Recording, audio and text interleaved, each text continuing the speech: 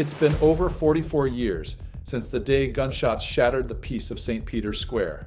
May 13th, 1981, a date that would leave a permanent scar on the modern history of the Catholic Church.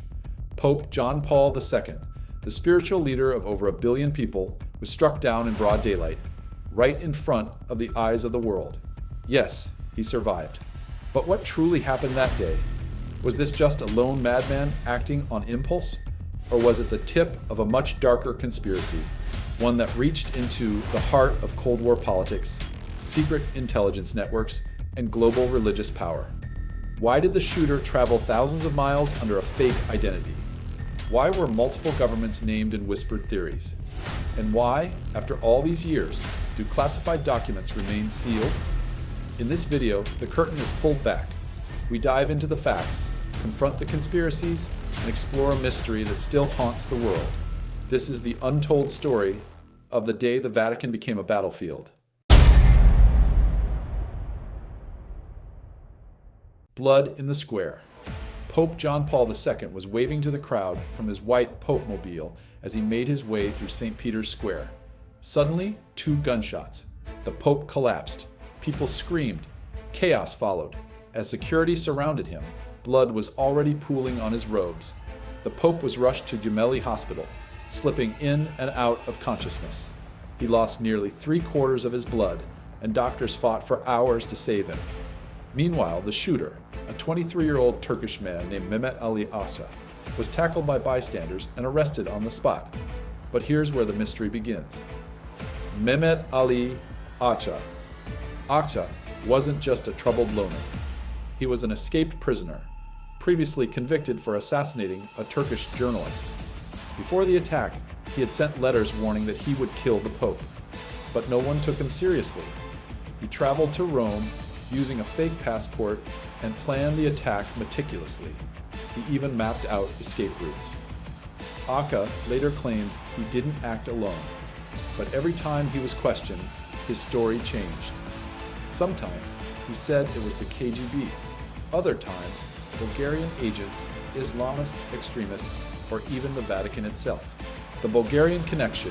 Italian investigators discovered Akça had links to the Grey Wolves, a Turkish ultranationalist group. But that wasn't the end. A deeper trail pointed to Bulgarian intelligence services, allegedly acting on behalf of the Soviet KGB. Why? Because Pope John Paul II was Polish and had openly supported the Solidarity movement, a workers' union that challenged Soviet control in Eastern Europe. If Poland fell, the Soviet grip on the Eastern Bloc would weaken. Taking out the Pope would, in theory, stop the momentum. But despite the arrests of Bulgarian operatives in Rome, no hard evidence was ever produced. They were later released, a moment of grace. In 1983, 2 years after the attempt on his life, Pope John Paul II visited Akça in prison. They spoke privately for 21 minutes. Then, in an extraordinary moment, the Pope forgave him. That single image of the Pope holding his attacker's hand was broadcast around the world. But even this act didn't stop the speculation. Why did Akça keep changing his story? Was he covering for someone? Or was he a pawn in a much bigger game, still classified? Over the decades, multiple investigations tried to reveal the full truth. In 2006, an Italian parliamentary report stated that the Soviet Union had indeed ordered the assassination, but the Kremlin denied it. And to this day, much of the Vatican's internal documents about the event remain classified. Even U.S. intelligence documents from the time are heavily redacted. Why keep the truth hidden, unless there's something the world still isn't ready to hear? Fatima and the Simpsons. Some link the attack to the third secret of Fatima, a controversial Vatican prophecy revealed in 2000. It described a bishop in white being shot by soldiers. Many believe this foretold the 1981 assassination attempt. Others pointed to pop culture. Incredibly, The Simpsons once aired a brief moment involving a pope under threat, years before this attack gained renewed attention. Coincidence? Foreshadowing? Theories grew wild, but answers remained scarce. Madness or method? During his years in prison, Akça's behavior became increasingly bizarre. He made repeated claims that he was the new Messiah. He said he was in contact with aliens. He even asked to be taken to the United States to reveal cosmic truths. Some called him mentally unstable. Others believed it was a calculated act to confuse, to delay, and to avoid deeper interrogation. Was he truly unwell? Or was it all a smokescreen? Was Axa a lone wolf, or merely the trigger man? Many analysts believe he was a pawn, a soldier carrying out a mission for unseen forces. He had no money, no powerful contacts, yet he managed to escape prison, cross multiple borders, acquire a weapon, and get within meters of the Pope. Too many pieces fell into place, too perfectly. Someone helped him. But who? Perhaps the most perplexing aspect of all was the Vatican's silence. Despite the gravity of the attack, many of its internal investigations were never released. Some documents were sealed indefinitely. Why would a religious institution, based on truth and confession, keep secrets about an attempt on its own leader's life? What could be so dangerous that it's safer kept in the dark? The science of truth. In the aftermath of the attack, Italian authorities formed a special forensic task force. Their goal? To reconstruct the exact mechanics of the shooting. The weapon, a Browning 9mm pistol, was examined thoroughly. Ballistic experts recreated the angle and distance of the shots using ballistic gel and animal tissue, so specifically pork meat, to simulate human response. Tests were repeated dozens of times to match the Pope's injuries.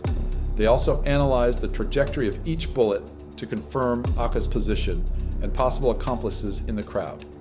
Experts noticed inconsistencies between the shooter's account and the wounds, suggesting possible diversion of fire, a second weapon, or distraction tactic. Still, no conclusive second shooter was ever identified.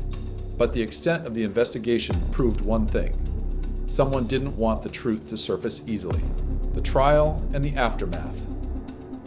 Following the attack, Acca stood trial in an Italian court under intense international media coverage. The courtroom was packed with journalists, security officers, and legal experts.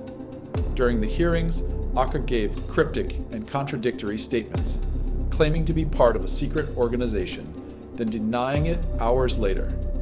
The Italian court sentenced him to life imprisonment, but questions about his true motives remained unanswered. Over time, the case became a cultural phenomenon. Books, documentaries, and magazine exposés flooded the public discourse. Titles like The Pope Must Die and The Bulgarian Connection sold thousands of copies. TV interviews, investigative specials, and academic papers turned the failed assassination into one of the most studied crimes in modern history. And yet, despite all this coverage, clarity remained elusive. Today, Pope John Paul II is a saint. Acca is a free man. But the questions surrounding that day remain. Was it just a lone assassin? Or an operation crafted in the shadows of the Cold War? As time passes, more secrets may be revealed. But until then, we're left with a story that changed history but never gave us closure. Pope John Paul II survived, but the shadows around the attack never fully disappeared. Was it the Soviets? Was Acca just a tool in someone else's plan? Or was the truth buried under layers of politics, religion, and fear? This video has presented the timeline, theories, and facts. Now, we want to hear from you.